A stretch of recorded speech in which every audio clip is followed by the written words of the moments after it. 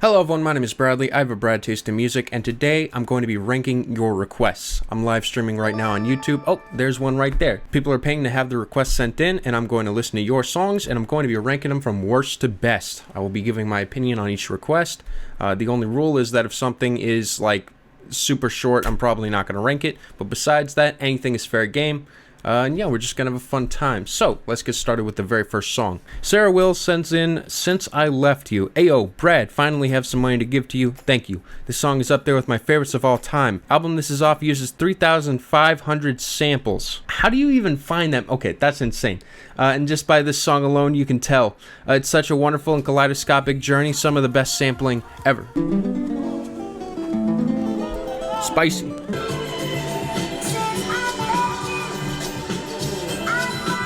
Starts to feel a little bit busy.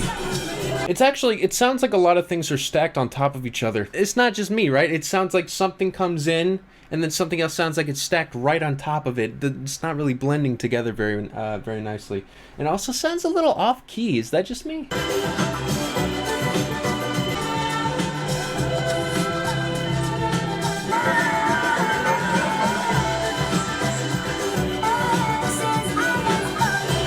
Lift yourself type beat. I love that. I'm very conflicted on this song. In one regard, I think that it's cool that it's bringing together all these samples, but I can't help but feel like there can be a better assembly here. It kind of sounds like a 70s island disco paradise. The song again is a bit busy. I like the structure of it. I like the fact that when it does kind of get busy, it doesn't stay there for too long. It starts to kind of strip things back, and it does feel like something greater is happening. It's a decent song, but I just don't think it resonated with me in the way that I wish it would. So for me, I'm going to give the song a very light smiley ball. I still had a fun time with it, and I still appreciate the combination of samples, but I'd probably give this song about a 6.9. Tina's laughing at that one. That's the first one. See, this is pretty nice. We're doing this. Ash coming into the ring with their own music. This is I Am YouTube early release. Ash says, "First thing I've made after getting the standard version of Ableton. Only spent a couple of hours on it, but I love how it came out. I'll probably use it as an album intro." See, now that is brave. Okay, so you're throwing in Ableton demos into the ring. Ash, amazing person. Maybe this is going to have the charm that I'm waiting for.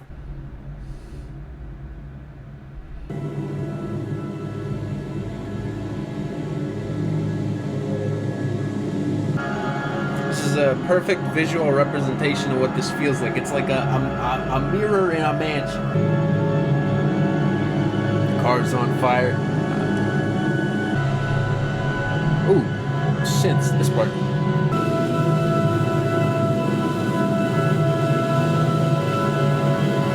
Okay, I would have loved to hear how that ended. Let's use our imagination here and say it just faded out from that point. So the song is like a constant buildup. It starts completely silent. It sounds like a spooky ambient field recording. I'd say that my biggest issue with this track, it needs a bit more to make it stand out, because I think that it's well done and I think you did a great job blending it together.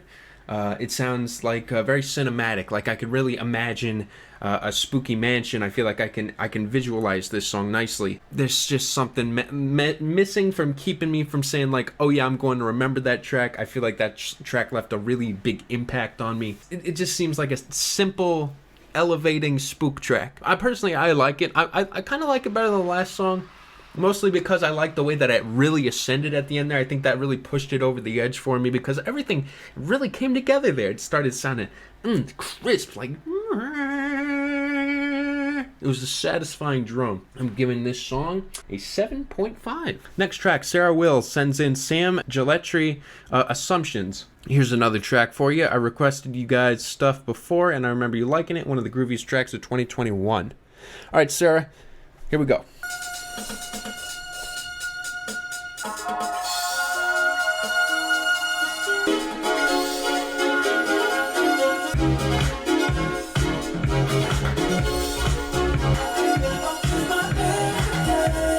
I didn't really like the mix of that track. And I see a running theme here, Sarah. The mix of that song, like everything just seemed a little off. The drums kind of sounded like really bright, and like the lows were just taking off everything, and then the synth seemed a little stiff in there. I like the guitar groove. No, I do. I'm hating on the mixing. I think that the final product sounds really odd. It's kind of interesting, like you hear it here, right? Like it's a little too bassy. It's I'm going to give that song a shrug.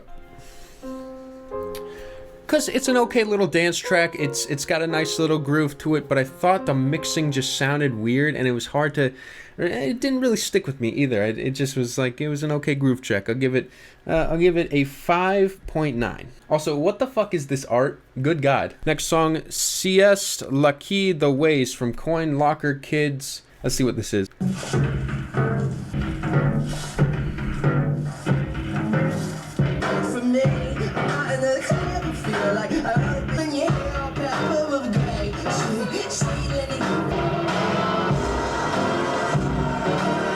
Cringe the musical, huh? It's rough. There's something that's like very meticulous about this. It's really wonky. Everything sounds like it's being played and like put through like a distorted lens. The singer's off key, but I don't know. There's something about this track that I feel like everything connects in an interesting way, but I just don't think there's a great full picture here. Like it's as if, I can understand what's happening, but it doesn't really make what's happening all that more interesting or exciting. In a way, it does everything so wrong that it is kind of a vibe. Like the underwater filter. If you guys, here, I'll play it here. Lil Durk would sound great over this note.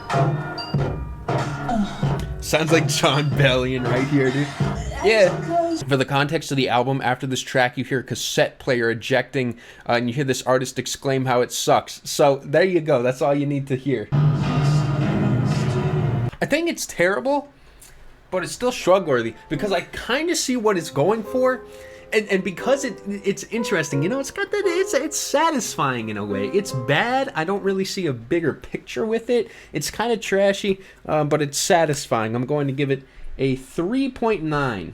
All right, Ned sends in a song from Yes, going for the 2008 remaster. Ned says, "Hey Brad, how you doing? Happy holidays, man. Hope the week's been treating you well. No wild requests for me this time. Just gonna play it safe today. So here's some songs from my second favorite Yes album, Going for the One." Now, of course, I have the worst memory ever. Yes is, of course, that band you sent in the whole album for, right? Yeah, it was Close to the Edge. That was the album. He sent in Close to the Edge.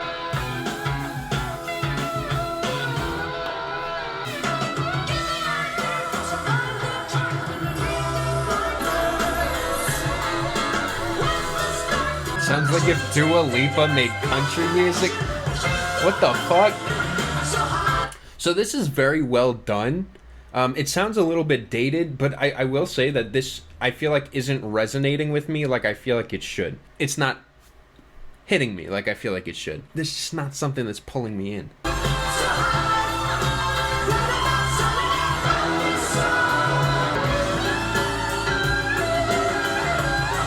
Alright, I'm gonna look at the lyrics really quickly. Maybe that'll help. Maybe that'll help me with this one. You did play it safe today? Yes, this feels like Ned playing it safe. I expected Ned to say, "Rankin request, send in monster of a song." Like I'm open to the prog sound, but this seems and feels a little dated and hard to get into. Like, get the idea, cross around the track underneath the flank of a thoroughbred racing chaser.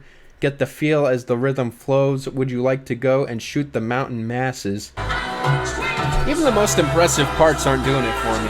It can do something impressive, but it still feels like it's based in a kind of boring song. Yes, I like Close to the Edge a lot.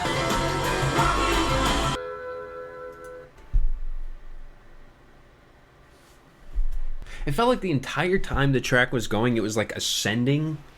And like, there was like this bright, happy feeling to the whole thing, but not once did I feel like it really pushed outside of its boundaries. I kind of enjoyed it, but I'd be lying if I said it really resonated with me. I still feel like it sounds dated, and I think that's one of the biggest things that kept being on my kept going on my mind. Is like, okay, It sounds like some 70s ascension to the skies.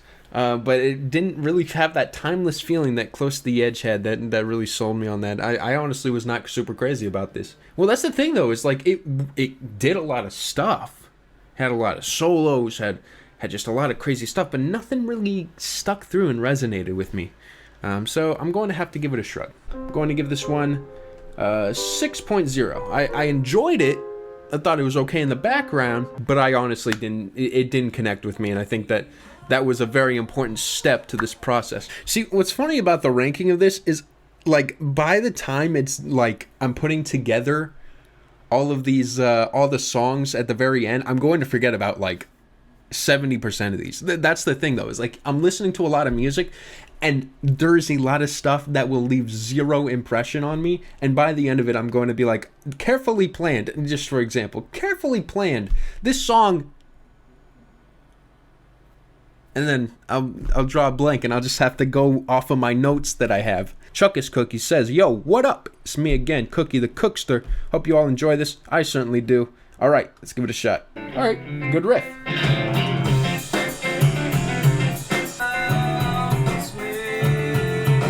Okay, Weezer.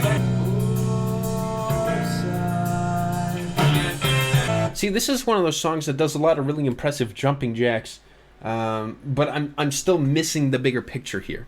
I like the sound of this. See, if we compare this to the last song, this has stuff that definitely stands out, stuff that's interesting, unique, but also that's not enough to just completely make the song. And it feels like a glorified mathematical jam session without, I feel like, an extra layer going on here.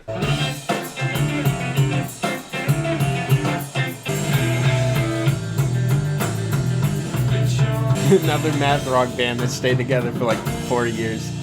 Yeah, and by the second half of the song, see, that's also a problem with songs that are like this, that are very complex, but then have like small little problems. Like someone mentioned, the vocals, they're really quiet. It does cool little gymnastics, cool little magic tricks.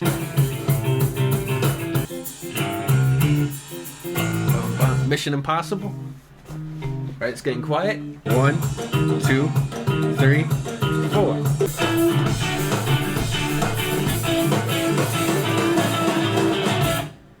Not gonna lie, it's kind of a weak ending. It feels like it didn't give me an experience. It felt like it gave me some gymnastics. It felt like it had some interesting sounds throughout there, but nothing that feels boundary pushing or like it pushes the narrative of the track. It had a strong start, solid riff. It's a cute song, but just didn't come together as more than just a math rock jam session for me.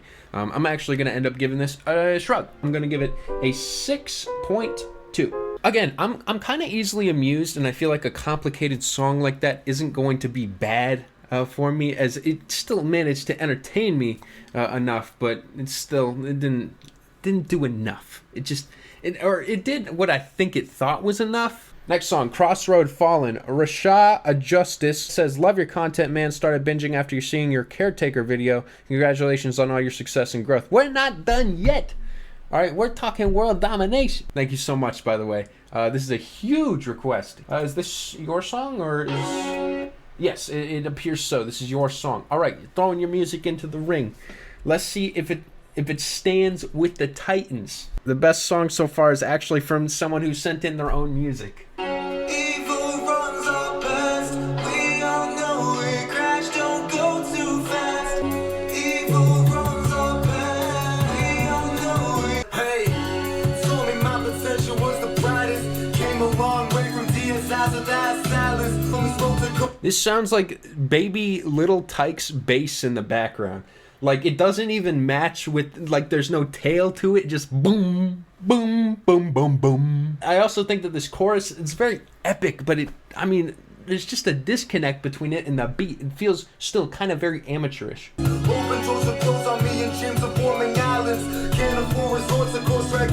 good bars. The hi-hats sound ridiculous.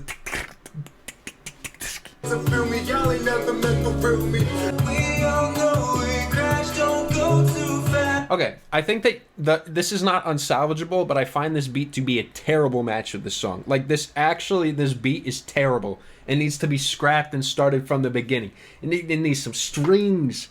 It needs some bass that, like, really has a tail and can like boom, you know, like it's an epic sounding song. I mean, even when you're going from the verses to the chorus, it sounds like two different songs are playing, and the beat just does not connect these in a nice way. It needs a bit more flavor in this beat. There's no going back. Can you imagine like a different drum pattern on there?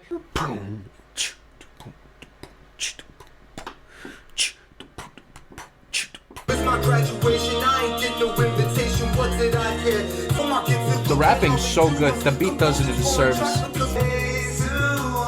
The singing only sounds like it sucks because it's over a terrible beat. The singing is fine. It would be great over a different beat. Okay.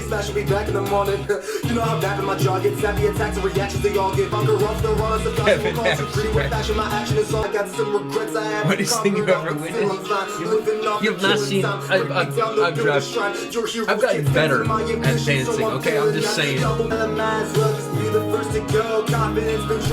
Wow. Man, there's a lot of mismatching here. I'm going to start by, again, saying the beat, horrible. It does such a disservice to your skill here.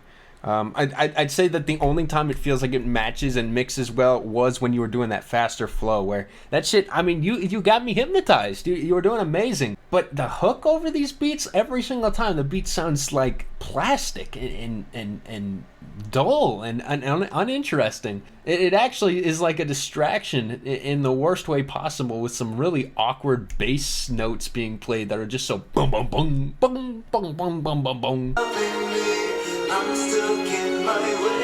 I mean, this is like the best instrumental part of the whole song, and it's not even that grand.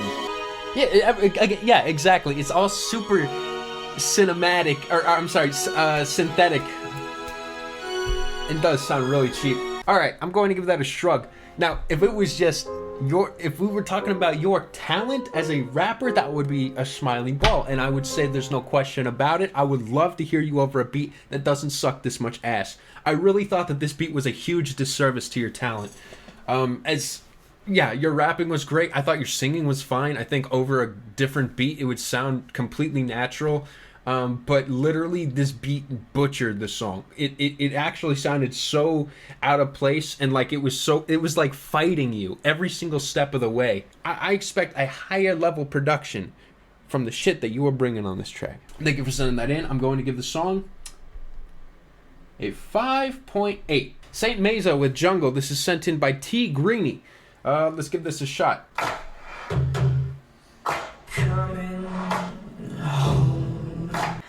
Audio Jungle.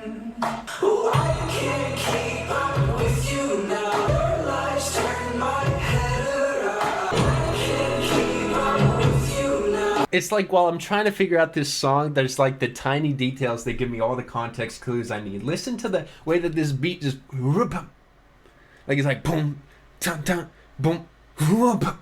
It's like little shit like that tells me, okay, this is standard alternative radio core.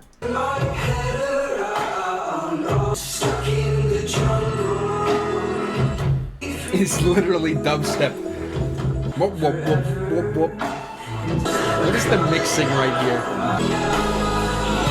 Pause. It's throwing so much at me. I don't even have time to gather my thoughts here. I'll say the first thing that reminds me of Half Alive. Why?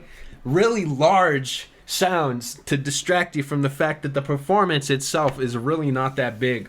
The song Jungle about, I don't even know. Let's take a look together. Give me a sign whether you're coming home. Tell me why. Tell me why. These winds feel so cold.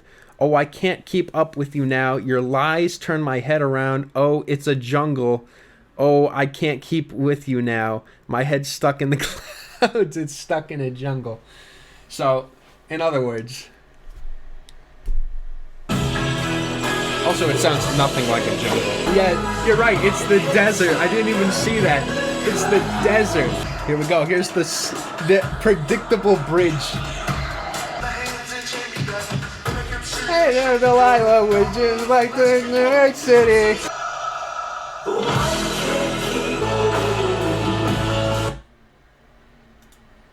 Sounds like a chill AJR. Yeah, it's like it does the same things. It's like these little tiny little details that are like dubstep and larger than life. It felt like X Ambassadors a little bit, and I do mean a little bit, because look, I listened to AJR's Living Room recently. Okay, you have no idea how bad it gets. Okay, in fact, let me show you how bad it gets so you can understand that the AJR comparison, like, okay, this is. Okay, I'm gonna show you this song. It's the worst song on. It is the worst song on Living Room. It is so bad. I will play 10 seconds and you will understand why I can't even say it's AGR related. Thirsty, thirsty, Thursday. Yodeling, yodeling, yodeling, yodeling, Thursday. I'm up and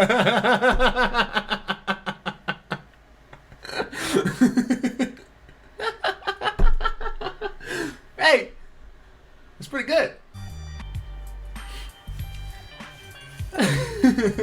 So no, I can't give it the AJR comparison, but I will say it's got these Imagine Dragons. Boom, but even then, at least can fake being large. That it was terrible. You're never drinking again. Maybe it's a good thing. Maybe AJR will be the reason you become sober. I'm going to give that a 2.0 red headphones. I actually found that there was there was nothing redeeming about it. Why am I even giving it a 2? I think it's because I have a soft spot for it, because it's like it's bad, but I wasn't offended. Like, it was just a lot of garbage, and also if I play it on the radio, I wouldn't give it a second thought. But it's because I'm deep diving into it, and I'm like, there was nothing about this that's really extraordinary in the slightest. TK Meza and JPEG Mafia, Awake. This is a banger. This is basically cashing in a free dub right here. Wake up! All right, you ready? Late night, probably awake. Text me, probably awake. Yeah, take a real with my one hand. Devil in the dress, carry tricks in the bum bag. Swerving on the beat, drop the heat. I don't really know how to be tired. I don't really know how to be tired. I don't really Nah, this is gritty. This works. One deep outside, we sleeping. B226, I'm a demon. Having your bitch ass on Instagram tagging. Bitch, I play tag with a motherfucking head. I don't remember this part. I mean, that's the smiley ball. That is a great example where I feel like TK. Well, I'll say that TK Meza and JPEG Mafia both understand the beat and understand how to kill it at the deepest level. They know how to fucking jam the knife in and twist that shit. TK, for example, her flow literally is like this just machine gun, bum, bum, bum, bum, bum, bum, bum, bum, bum, bum. Like, it is perfectly pocketed in this beat. JPEG kills it as well. His feature is fantastic. The only complaint here is I feel like the hook could have had a better transition into it, especially in that second half where it just was like, okay, it's playing the hook again. It's not with every song, but sometimes it does kind of feel like the beat sounds stale coming around like a second or third time, and sometimes just having like a little bit of a transitional something in the beat to kind of push it in, helps a little bit. But that's a minor, tiny little complaint here. The fact that I have very little to say about this because I was just jamming super hard, this is very good. I'm going to give it an 8.8. Next song, The Hand That Feeds. This is by the Crane Wives. Oh, Miko. Miko always sends in Crane Wives. This is a fact of life. Wanted to see where this would rank and how it would do as one of my favorite songs, and you seem to like it from the other streams. Also, YouTube, listen to this group. They have like 40,000 subs. They are pretty good. But are they going to compare? That's the question. And luckily, the music today, it's been okay. You have a good chance here. I've seen good men spoiled, chained to their jobs like hounds. I got no money, but the chain I have. One man traded in his Should listen to Thirsty again? No. He keeps rambling on. Alright, so I feel like and I don't think I'm the only one who feels this way, and I don't think it's just because it's coming from the last song. I think that the song kind of starts weak. The singing isn't that great in the very beginning, but as soon as the first chorus comes around, I think that it picks up because it's like a very strong melody. The instrumental, again, doesn't really impress me until it's just, it needs to kind of find its pocket and its place where it does fit nicely into the background. But I do like the story as well. This, it picks up nicely, but it does take a bit of time to do so.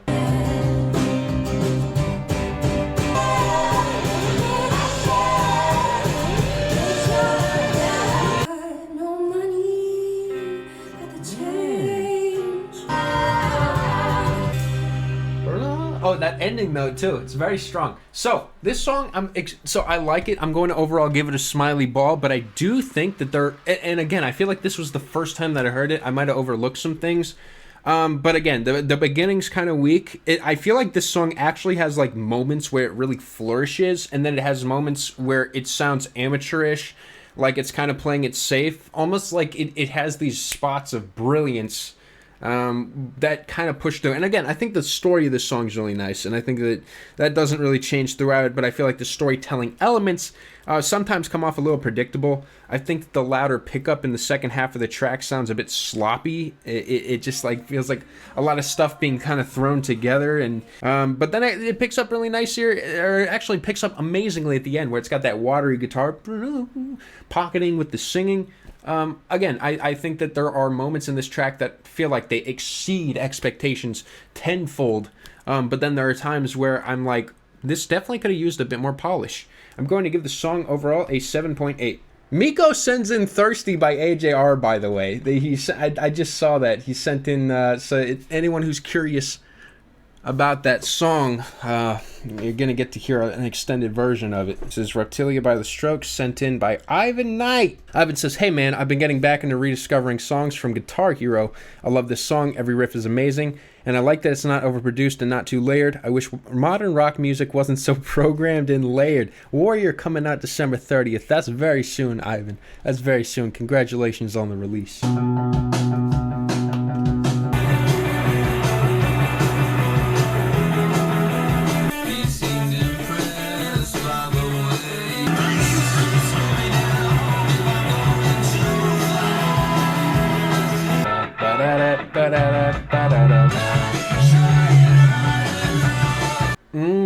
That's an essential smiley ball. This is such a great riff. I love that it's like a two-part like structure where it's like it's like going back and forth, and it's so hypnotic.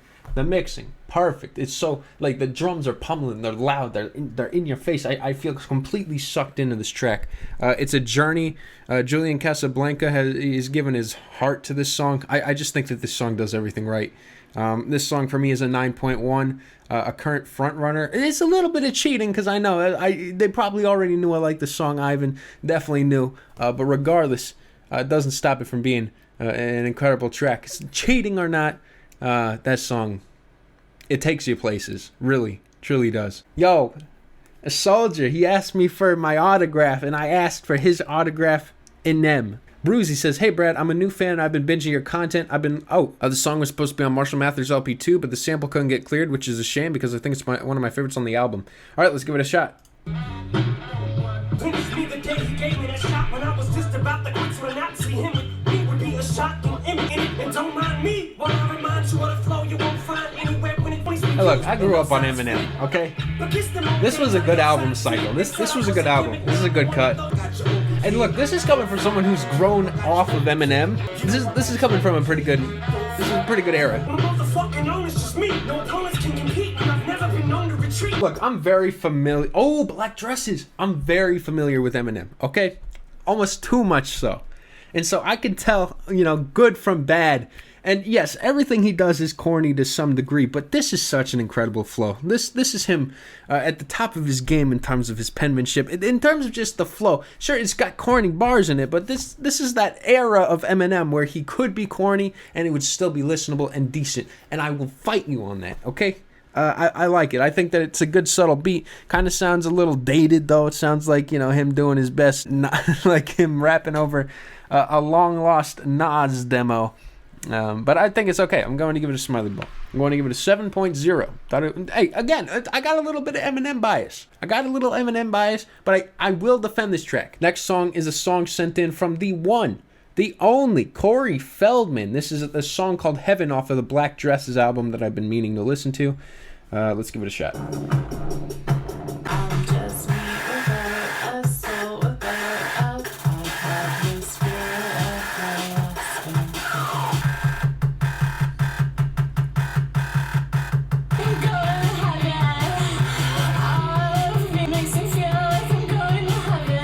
Hell yeah, dude. Holy shit. I'm absolutely stunned by that track. Smiley Ball. If I didn't already want to listen to it, that sold me. It sounds different from their previous project with like some of the same noisy ideas, but like it's completely different. Like it's jumping all over the place. This is how you keep my attention. Now, I was complaining about other songs, like you could have some math rock bullshit that's like, oh, we got a 5/4 time signature. Yeah, but do you have that? Can you even explain what just happened? No, it's addictive. That's one of the strongest things about that. That's an extremely addictive sound that feels cohesive, like it matters and it means something. I'm going to give that an 8. You know what? I love that. I'm giving it a 9.0.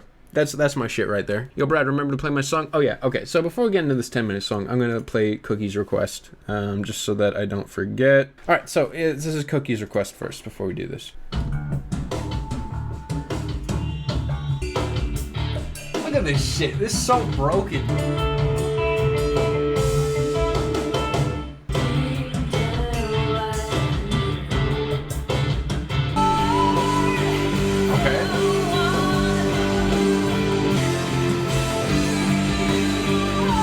All right, it totally went into this segment out of nowhere. I mean, can we acknowledge that it literally just took off out of nowhere and had no transition, and is in a completely like this ascending place where it all of a sudden was like this cavernous Tool song.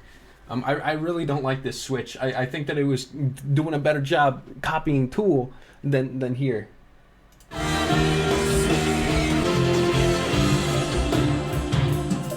Oh, see, now that's a good transition.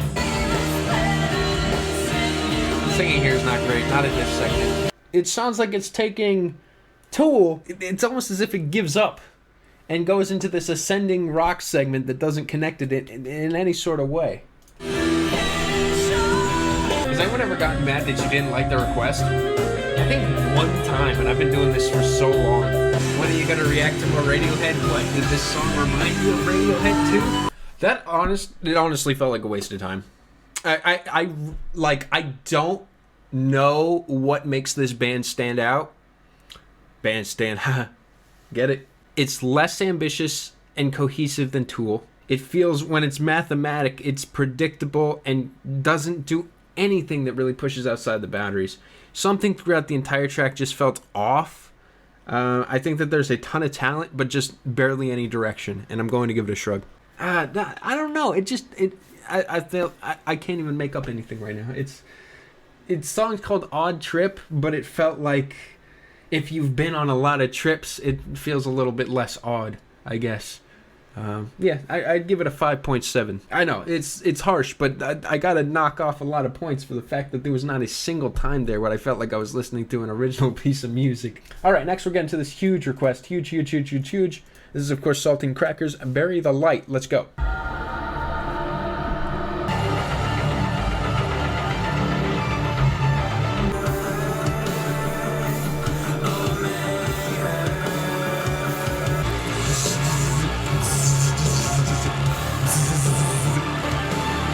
Yeah, dude, it literally does. It sounds like it's straight out of the Doom soundtrack. You hear that synth?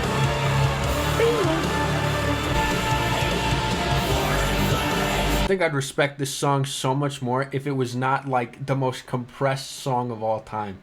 Like this, I think, breaks records in terms of musical compression. It is literally like a two-dimensional song. It's squeezed so tightly together.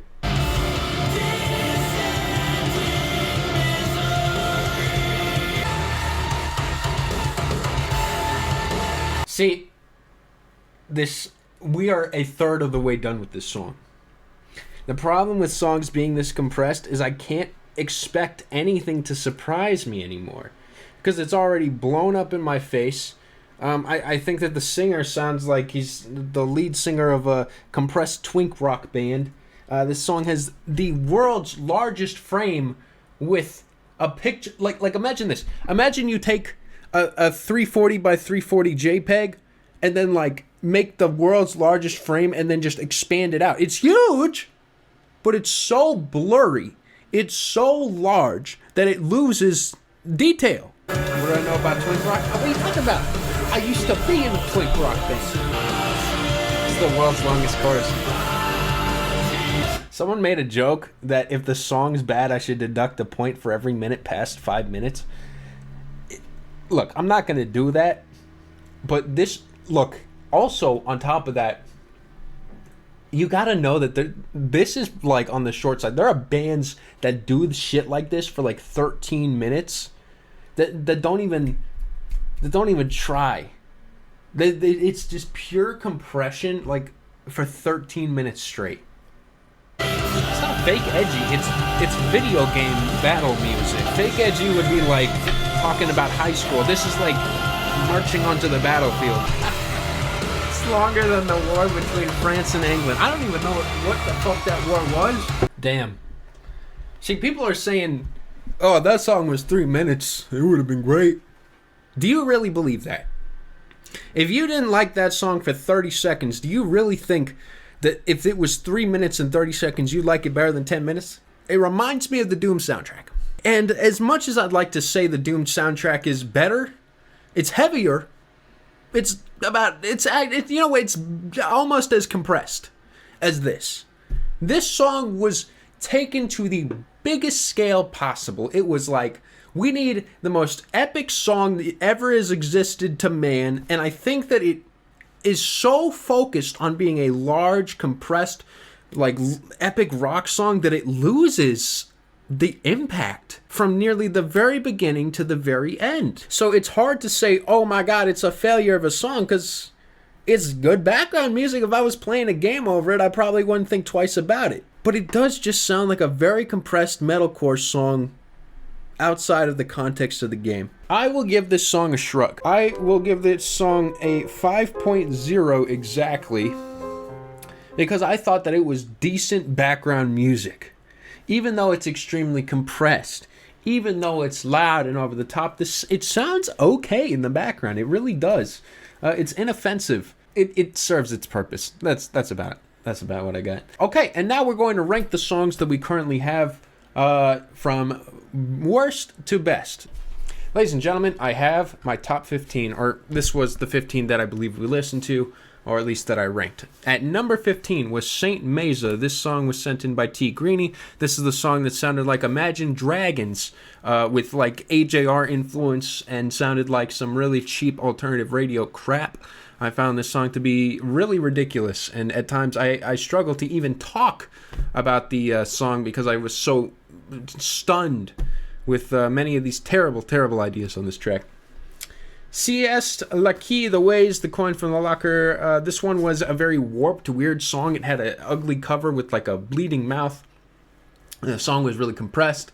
The singer was off key. It felt like, even though it's number 14, it was an interesting track. I just didn't think it was very enjoyable as a song.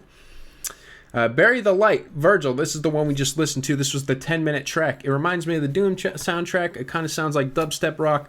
It basically was a really long, extended soundtrack song that sounded decent in the background. It didn't blow me away. It felt like it was trying to, which is why it was disappointing and hard to talk about, especially since it was a $70 request. But I do think that it was just a little, a lot of, you know, it's a lot of in-your-face shit, but not a lot of substance. Then we got Odd Trip. This one was the song that was like the Tool song, but also kind of like the Radiohead song, but also not really any of that. It felt like it was, once again, like a very big song that took a lot from everybody else, didn't have the best switch-ups in it, just wasn't super impressed by it overall. Then we had Crossroad Fallen by Rasha Adjustis, an extremely talented rapper over one of the worst beats you could possibly be on. With the chorus, I actually, you know what? It's hard to talk about because the beat was so bad. It butchered all of the talent that the artist had, and I thought that was it's unfortunate because again, lots of talent, terrible beat. Sam Jalitri, this one I told you in the very beginning. There's going to be songs that I write down that I completely forget about. This is one of them. So I said great guitar groove, cool mix on the drums, kind of mid mix, which is which is kind of a statement that crosses out itself. But regardless, going for the one. This was a song by Ned. Ned always comes in with these massive prog bangers, and this one I just didn't really resonate with. It sounded a little bit dated, sounded kind of cliche. I mean, maybe it was revolutionary for the time, but I really thought that this one was one that, especially after listening to Close for the Edge, didn't really do much for me in comparison with some of these other tracks. Then we got this one, which was, what is the name of this one? Why I didn't even put the name down, but it was sent by Cookie, and that's all that matters. What was the name of this? Oh yeah, this was that really busy song that had that crazy time signature. It was a math rock song. It was entertaining. It was kind of cool in a way, but also didn't really do anything all that original. It was like, it's like if you like mathematics shit, kind of cool, but eh. Since I Left You by the Avalanches, Sarah Wills sent this in. So it was a nice blend of samples, but I did think that it was just kind of a little loud, a little bombastic, where it wasn't trying to be. It reminded me a little bit of, like, it was like a less blended, less satisfying version of what I'd get from it, say, like an Against All Logic song. Eminem, Don't Front. What can I say, man? Hey, even Eminem's B-sides from the Marshall Mathers LP era were pretty solid, especially if you compare him with the music that he made afterwards. This is like a heaven sent for Eminem. This is pretty solid. I liked it. No, I didn't do the greatest songs all time part 2 yet. And then we got an original with Ash sending in their spooky ambience song. This was kind of sounded like a field recording. The only problem I really had with it was it wasn't all that original, but it still was a very solid track. And I got to say, Ash coming through and showing that, you know what, it's still better than more than half the tracks on here with just a decent ambience song. All you need is a good drone. I'm a sucker for a good drone. What can I say? The Hand That Feeds was the track from the Crane Wives that Miko sent in again. A song that's a little rocky at the very beginning, but I think that really picks up and it has a strong story, a really beautiful sound that goes throughout it. And yeah, I think that the positives outweigh the negatives on this track. And then we get to the top 3, which I think are the titans of the stream. This is TK Mizo with Awake. This is a great example where I talked about the other beat kind of butchering the artist. I feel like TK Mizo and JPEG Mafia just absolutely destroy this beat. The only complaint I had again is like with the hook, it's tiny little nitpicks. This song is incredible. And then we got Heaven with by Black Dresses. I have not heard this album, but this has convinced me to listen to it. This song was just a trip all over the place. Really entertaining track that I feel like it's hard to even describe the experience that this gave me. And then number 1, Almost by Cheating. Ivan Knight is cheating. Sending in this song. This is Reptilia by the Strokes. This song is a classic for good reason. It's just a beautiful song that sucks me in every time I hear it and takes me on an incredible journey. All right, YouTube, and that's going to be it for this.